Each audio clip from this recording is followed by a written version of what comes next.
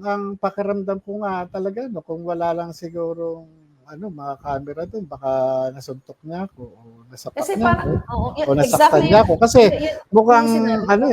gano'n yung ano niya, sabi ko ito ba yung hinalal na sinasabi niyang pinagkatiwalaan ng 15 milyong Pilipino 'no. Oo, Naku, oo. kahit sa harapan uli sasabihin ko talaga sa kanya ano, isa ako dun sa nabudol niya, Dahil ako Oo. nagtiwala din ako sa kakayahan Binoto niya niyo ba siya? dati. As Oo, senator? binoto ko Oh, siya kasi imagine nga mo.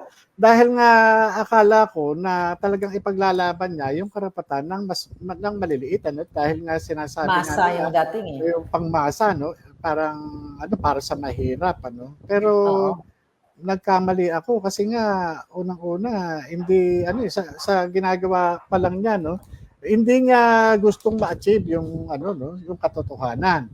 Kundi Mm. ang gusto niya ipagtanggol yung ano 'no, yung nasa Malacanang.